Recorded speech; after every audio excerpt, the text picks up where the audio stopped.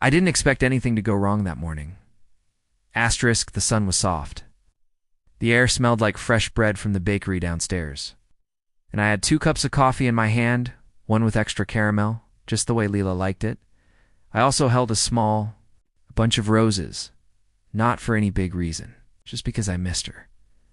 We hadn't spent much time together lately. She was always busy. Late nights, meetings, silent dinners. I thought a surprise would help. I walked up the stairs to her apartment, humming a little. I didn't knock, I had a key. She gave it to me 6 months ago and said, use it whenever. This is your home too. So I did. The door opened with the usual soft click. I smiled, asterisk Lila. I called out gently. No answer. I stepped inside. Asterisk then. I heard laughter. Asterisk not the kind you fake on a phone call. Not the kind you give to be polite. Asterisk real, full, happy laughter. And it wasn't hers alone. Asterisk, there was a man's voice. 2. I turned the corner into the living room, and everything inside me froze. Asterisk there she was, Lila, sitting on the couch. Legs curled under her head, tilted back, laughing like the world didn't carry a single bruise. Asterisk next to her was a man. His arm was across the back of the couch, dangerously close to her shoulders. They looked so natural, like this wasn't new. She saw me. The laughter stopped like someone hit a mute button. Asterisk Ethan, she said, blinking. Asterisk I just stood there. Coffee in one hand, roses in the other. Asterisk the man turned to look at me. I recognized him. Damon Wright, CEO, rich, ruthless. The kind of man you read about in the business news. The kind of man I'd heard her mention once, saying he gave her chills in a good way. I thought she was joking. She wasn't. Asterisk, why is he here? Damon asked her, not even trying to lower his voice. Asterisk, she stood up slowly, like she wasn't sure whether to come closer or ask me to leave. Asterisk, I stared at her. Lila, what is this? Asterisk, she didn't answer right away. She looked tired of lying. Asterisk, you should have called first. She said flatly, I brought you coffee, I whispered. I looked down. One of the cups was shaking in my hand. Asterisk, and flowers. Her face didn't change. You never had ambition, Ethan, she said, her voice cool. You're a good guy. But I need more than good. The words punched through my chest. Damon leaned back, not even bothering to hide his smirk. This is awkward, he said. I looked at him. He looked like everything I wasn't confident. Rich, powerful. Asterisk. She looked at him like he was everything she ever wanted. I nodded. I see. My voice felt like someone else's, distant, hollow. I placed the coffee on the table. Asterisk the roses. 2, neither of them moved. I turned around and walked toward the door. Asterisk as I reached for the handle. I heard her say behind me, you're not mad. I stopped. I'm not even sure I'm alive right now, I said softly. Asterisk and I left. Asterisk outside. The world didn't stop. Asterisk the sky was still blue. People still walked by, smiling, talking, laughing. But I was moving through fog. I walked all the way home. 45 minutes. Asterisk, no music. No bus. No thoughts. Just the echo of her voice playing over and over. Asterisk, you never had ambition. Asterisk, that was her excuse for breaking my heart. Asterisk, that was her reason. Asterisk, I sat on the floor of my apartment when I got there. I didn't turn on the lights. I didn't cry, not yet. I just sat there, staring at the door, waiting for it to open, but it never did. No knock. No message, no call. She chose him and smiled while doing it. Asterisk that smile. It would haunt me for months. Maybe forever. A week later, they fired me. No warning. It's just a short email that said, due to the merger with Wright Enterprises, we are eliminating several roles, including yours. We appreciate your service. Wright Enterprises, Damon's company. Asterisk, I stared at the screen for a long time. I didn't even move. Just read the words over and over. They didn't sting. They burned. Not just my job. My pride, my effort, years of staying late, helping others, believing I mattered, gone. I packed my desk in silence. Asterisk people avoided my eyes. No one said goodbye. Asterisk, I didn't go home right away. Just walked. It was raining. I didn't bring Anne. Umbrella. I didn't care. Asterisk, by the time I got home, my clothes were soaked. My socks squished in my shoes. My fingers were numb. I sat on my bed and stared at the wall. Then I cried. Hard. I cried like I hadn't cried in years. Asterisk, every night for the next month, it was the same. Sleep. Wake up. Sit. Cry. Repeat. No job. No money. No Lila. Asterisk, she had moved. In with Damon, I found out through a tagged photo on someone's Instagram. They were at a rooftop bar, kissing, champagne in hand. Asterisk, true love, the caption read.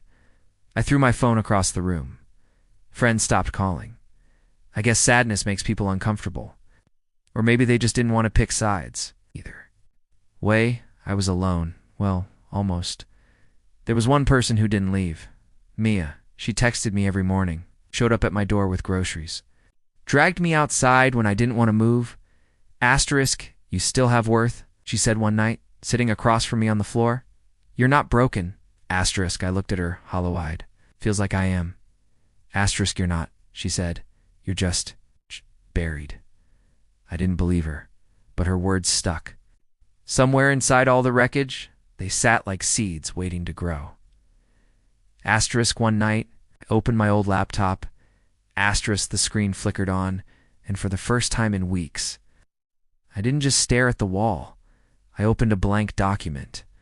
At first, I just typed random thoughts, memories, what I felt, then ideas. Plans. Asterisk, not just business ideas. Not just how to survive, how to rise, not with violence, not with anger, with something stronger, success. Asterisk, I wanted them to see me again, not as the man Leela left behind, not as the loser Damon laughed at. Asterisk, but as someone who made it on his own, who built something bigger, better.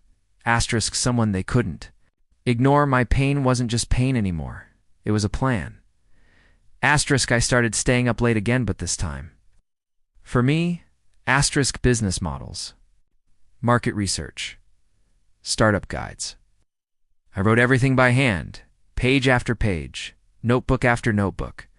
Asterisk, it didn't fix the hole in my chest, but it gave me something to do with the pieces. Jared, my brother, finally called. You still crying over that girl? He asked. I didn't answer. He sighed. You need to stop being weak, Ethan. She's gone. Get up. Be a man. I hung up. He didn't understand. Asterisk, pain isn't weakness. Asterisk, but you still feel. But Mia understood. She saw the storm in my eyes and never looked away. Asterisk, you're not done, she said one night. You're just getting started. That night I believed her. Just a little. The bank didn't want to give me a loan. I sat in that cold little office for almost 2 hours, hands sweaty, heart pounding. I wore my best shirt even though it was wrinkled and a bit too loose now. Grief had made me thinner, the woman behind. The desk barely looked up. Your credit history is average, Mr. Hale, and you don't have a steady income. We're going to need collateral. I had none. But I had one thing, Mr. Anders. I met him through a local business mentorship program. Mia signed me up for. I almost didn't go, but something told me I needed to. He was in his 70s. Wore suspenders, smelled like old books and mint gum. His voice was gravel, his eyes sharp. He asked me to pitch my idea. I did. Nervously, clumsily. He didn't smile. Once when I finished, I waited for him to tell me I was wasting my time. Instead, he said, You're not the smartest person I've met, but you're hungry. That matters more. He co-signed the loan the next day. Why are you helping me? I asked him, because someone helped me once when I had nothing, he said. I'm just passing it on. I will never forget that. With the loan, I bought a secondhand laptop, rented a tiny workspace behind a laundromat, and started building the app I had scribbled down in all those notebooks. Mia joined in. She wasn't a tech person, but she knew. Branding, social media, and people. We worked late nights, sometimes until dawn, ordering cheap noodles and drinking too much bad coffee. I learned. I failed. I learned again. Mr. Anders came by every week. He'd bring donuts and advice. Don't rush. Build the first brick right. The rest will follow. And I did brick by brick, while Damon and Lila showed up in celebrity gossip pages, fake smiling. On red carpets, I worked in silence. No Instagram posts. No updates. No interviews. I wanted them to think I had disappeared because sometimes silence is louder than revenge. The first real sign came 2 months in. A local influencer reviewed our app. She said it's simple but smart. Clean, easy to use. Got 1,000 downloads in a day. Then 10,000. I remember staring at the screen like it couldn't be real. Mia screamed. I laughed. For the first time in what felt like forever, I laughed from my gut. People started emailing, asking about the creators, wanting meetings, offering money. But I stayed quiet. No interviews, no face reveals. I signed emails under a fake name. My photo was nowhere. The world was hearing me, but they weren't. Not yet. And liked it that way. Let them think I vanished. Let them pretend I was nothing. I was building something stronger than their love. I was building myself. It was almost midnight. When my phone rang, unknown number, I almost let it go to voicemail. But something inside told me to pick up. Asterisk hello? I answered. Asterisk there was silence on the other end. Then a shaky breath. Asterisk, it's Claire. Lila's best bird. Claire, Lila's best friend. Asterisk. The one who used to smile at me across brunch tables like she thought I was cute but harmless. The one who stopped talking to me, the second Lila did. Asterisk now. She was calling asterisk why? I asked. My voice came out low, tired. Asterisk, she's not happy, Claire said quietly, Lila. I mean, I didn't say anything.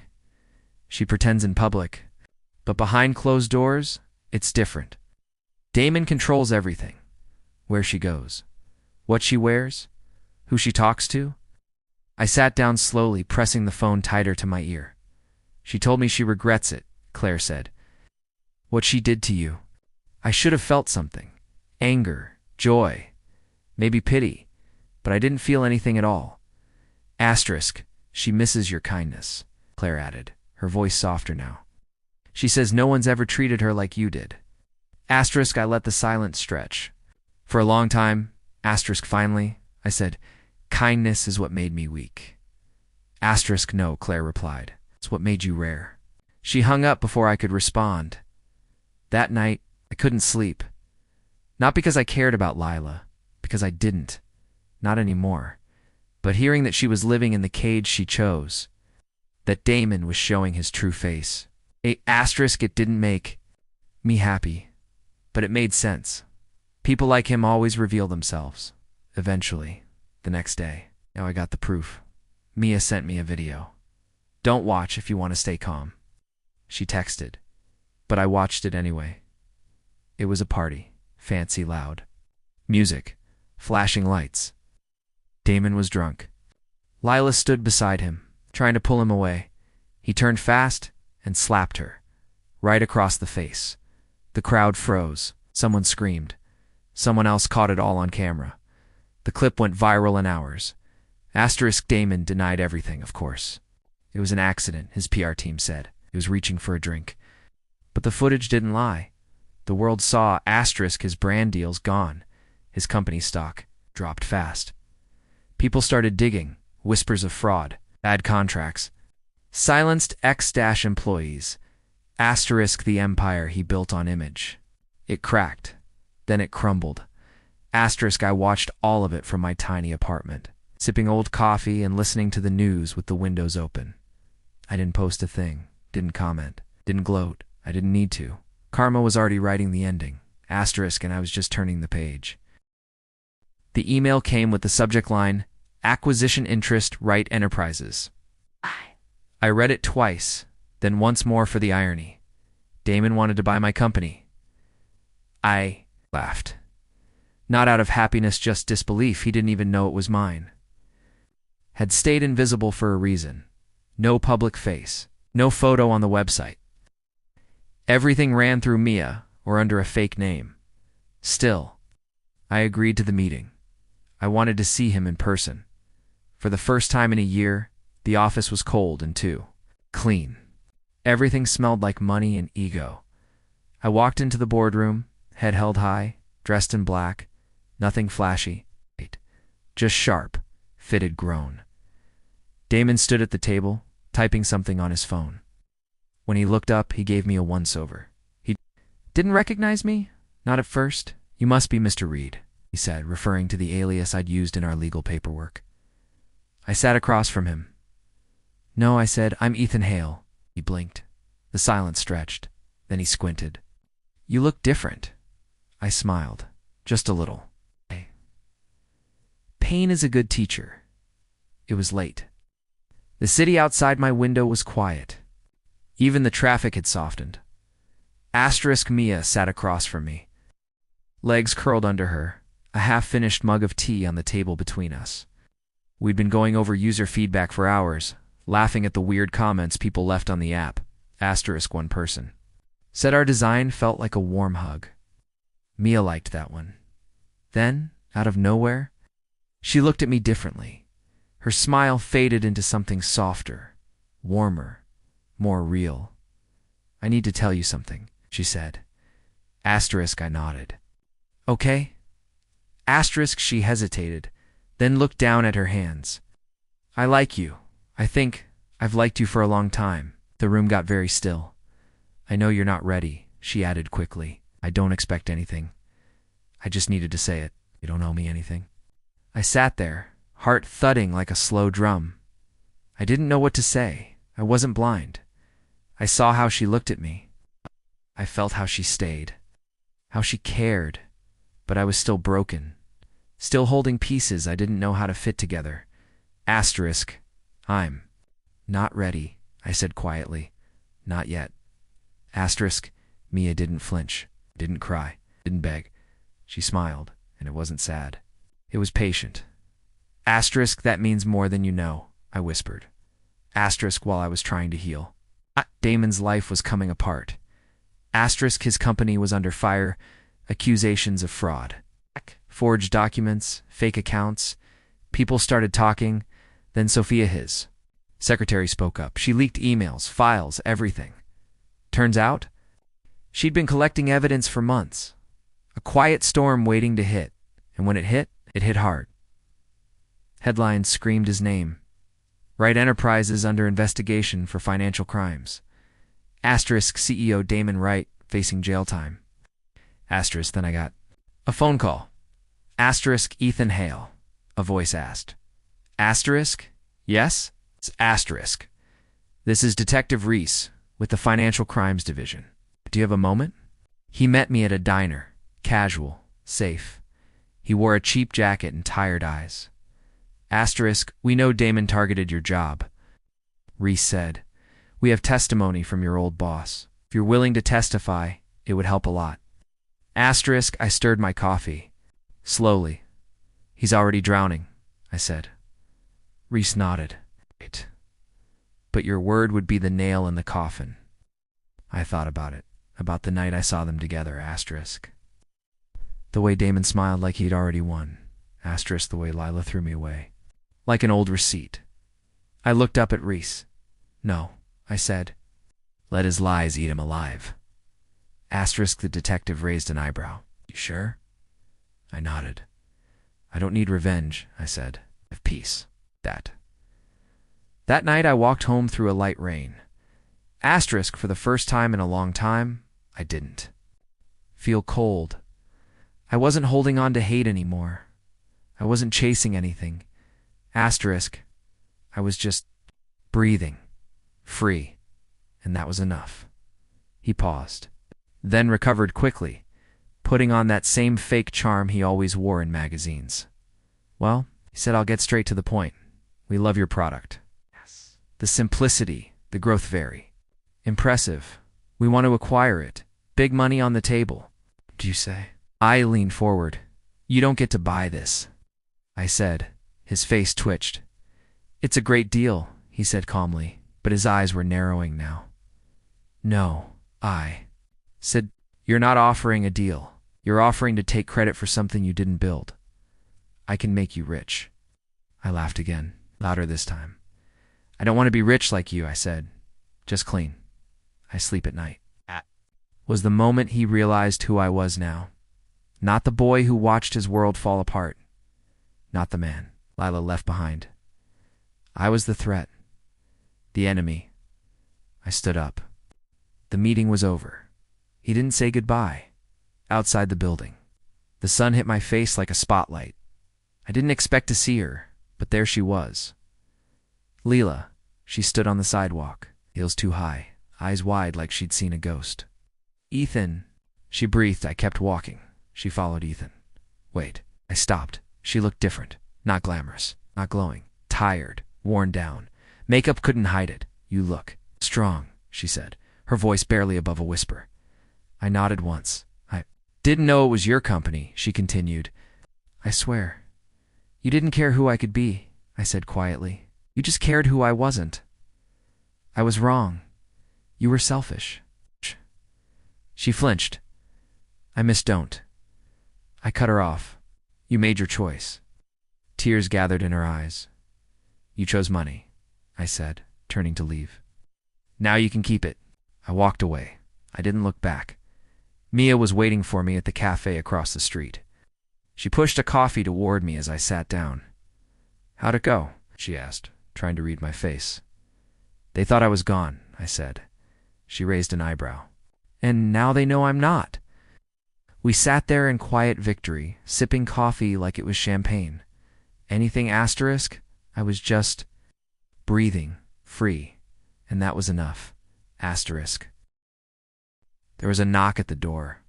Not loud, not desperate, just soft. I wasn't expecting anyone.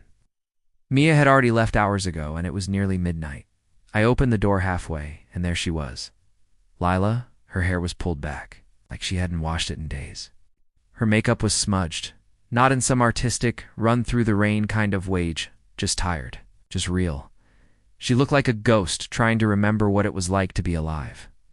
Ethan, she said, her voice cracking. I didn't say a word. I just stepped aside. She walked in slowly, like she wasn't sure if she was allowed to touch anything. Her eyes scanned the apartment bare, clean, lived in, simple peace. The kind of place she used to say was too quiet. She sat on the edge of the couch like it might disappear beneath her. I made a mistake, she said. I stayed standing. He destroyed me. Her eyes filled with tears. He controlled everything. Clothes, my friends, even how I laughed. I couldn't breathe around him. I kept thinking about you, how gentle you were, how safe I felt. I didn't answer. She swallowed hard, hands trembling in her lap. I was stupid. I thought success meant being next to someone powerful. But Damon wasn't powerful. He was poison. A tear slipped down her cheek. She didn't wipe it. I'm not asking for us to go back. I know I don't deserve it. I just need you to say something. Anything. I sat across from her, not close, not far, just enough distance to feel the silence between us. I looked at her carefully, not with hate, not even sadness. Just clarity. You chose him, I said quietly. Now live with it. Her breath caught like I had hit her, but I hadn't raised my voice. I hadn't slammed anything. I was calm. Too calm. She broke. She buried her face in her hands and cried. Loud, broken sobs that echoed through the quiet apartment. And still, I didn't feel angry. I didn't feel victorious. I didn't feel much of anything. She looked up again. Please, Ethan, please forgive me. I stood up and walked to the door, held it open. I hope you find peace someday, I said. She stood, eyes wide. That's it? That's all that's left. She stared at me as if waiting for some final flare of emotion. A fight. A breakdown. A scream. but I had nothing to give her. She stepped out slowly, and I closed the door gently. Not to be cruel, not to be dramatic, just done. That was the true ending. Not fire, not revenge, just silence and peace. We launched in Tokyo first, then Berlin, then Toronto. Asterisk, I stood in boardrooms where people twice my age listened when I spoke. Not because I demanded it, but because I'd earned it. Our company, once a dream scribbled on cafe napkins, now had offices on 3 continents. Mia called it magic. I called it work and pain. In patience, asterisk, Mr. Anders, dear old Mr. Anders, stood beside me at the Tokyo press conference. I handed him the microphone first. Asterisk, he stammered. His hands shook. Then he cried. Right there on stage, in front of flashing cameras, I just believed. In a boy once, he said through tears. And now he's changing the world. Asterisk, I hugged him, tight, like a son would. Maybe I was. Asterisk, we flew back the next week. Mia sat beside me on the plane. She always did. Asterisk, sometimes she held my hand during takeoff. Sometimes I let her. Asterisk, we didn't define things. We didn't need to. Asterisk, healing doesn't always look like love, but sometimes. Love grows in the quiet moments between healing. Asterisk, I visited my mother for the first time in 2 years. She opened the door, eyes wide with disbelief. Then she cried into my shoulder like I was a soldier who had finally come home. Maybe I was that too. She ran her hand through my hair like she used to when I was a kid. You look tired, she said. I'm alive, I answered. And that was enough for her. Asterisk, we had tea in the kitchen. The old clock still ticked above. The sink, the same one I used to stare at when I was waiting for school to end or for my dad to come home. He never did, and I stopped waiting a long time ago. Asterisk, I told her about Mia, about the business, about how Mr. Anders still called me kid. She listened, holding my hand. And for the first time in years, I felt safe. Asterisk. Later that month, Jared called. Asterisk, hey, he said awkwardly. I saw the article. Forbes, huh? Yeah, I said, smiling. He paused. I was an ass back then. Yeah, I agreed. He laughed. But I'm proud of you, man. Asterisk, something in me softened. Maybe not forgiveness, but release. Asterisk, thanks, Jared. Asterisk, that night, I stood alone on my balcony. It's overlooking a city I used to feel too small in. Now it felt just right. Not because I conquered it, but because I no longer needed to. Asterisk, my phone buzzed. A message from Mia. Asterisk, greater than you, okay? I typed back. Greater than. Yeah, I think I am. And I was. Not perfect. Not whole. But healing. I didn't rise for revenge. I didn't succeed to make Lila or Damon regret their choices. Asterisk, I made it. Because I had to. Asterisk, because when everyone left, I had no one to save me. So I became who I needed. I turned pain into purpose, and that purpose turned into peace. My pain was my plan, and it worked. The lights were blinding. The stage stretched out before me like a dream I forgot I once had. Beyond it, a sea of faces, investors, innovators, journalists, tech moguls, all waiting to hear me speak. Me, Ethan Vale, CEO, founder, survivor. Asterisk. Adjusted the mic. Cleared my throat. Behind me, the screen flashed images of our startups. Journey from a single-room workspace with flickering lights to a global presence with teams in 7 countries. The applause was generous, but my heartbeat remained steady. This moment wasn't about proving anything. It was about owning everything I had become. Asterisk, I took a slow breath, then began. Asterisk, when I started, I said I didn't want power. I didn't want money. I wanted to feel like I mattered. Like my voice did. That dream was born in silence, not in noise, and it grew because of pain, not despite it. Asterisk, they listened. Every word landing like truth. Asterisk, I scanned the crowd once casually. without urgency, and then I saw him. Damon, back row. No one beside him. No entourage. No cameras following. Just a man in a wrinkled suit and hollow eyes. He looked smaller, somehow, as if all the arrogance had finally collapsed under the weight of his own lies. Asterisk, he didn't look at me like a rival now. He looked at me like a ghost. But I didn't flinch, didn't pause, didn't let him steal even a second more of my life. I continued, as if he were invisible. Success didn't come to me wrapped in confidence, I said. It came after I'd lost everything. After I stopped waiting for people to save me. I built something, not just a company, but a version of myself that wouldn't break. Asterisk, the crowd clapped. Flashes went off. Asterisk, and still, I didn't look at Damon again, because that was the victory. After the ceremony, reporters gathered. Awards were handed out. My hands shook slightly as I accepted mine, not from nerves, but from the surreal weight of it all. Full circle. From betrayal to a standing ovation, Mia stood at the side of the stage. Waiting, her dress was a soft gold. Her eyes brighter than I'd ever seen them. She didn't rush to me. She never did. She let me come to her at my pace, and I did. She smiled, leaned in, and kissed my cheek. Asterisk, he's nothing now. She whispered in my ear. I nodded, and I'm finally me. She squeezed my hand. We didn't speak about Damon again, asterisk, 'cause the truth was he no longer lived in the chapters I was writing. Asterisk, later that evening, as the crowd thinned and the city lights flickered like stars below the rooftop after party, I stood alone for a moment with my glass of sparkling water. Watching, breathing, I had done it, without screaming, without begging, without becoming cruel. I had burned, rebuilt, risen, not in rage, in silence, and it was beautiful. Asterisk, a young intern approached me awkwardly. Asterisk, Mr. Vale. You probably don't remember, but you spoke at my college 2 years ago. That talk changed my life. Asterisk, I smiled. What part?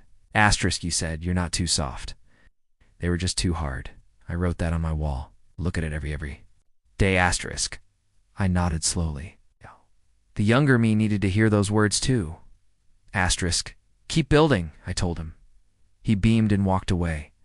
I looked up at the sky. The same sky that once watched me break in the hallway of Leela's apartment. The same. A sky that witnessed my tears alone in a dark room after losing my job, my love, my place in the world. Now it watched something else. A man at peace. Not untouched by the past, but no longer defined by it. Asterisk, and somewhere deep inside, I felt something stir.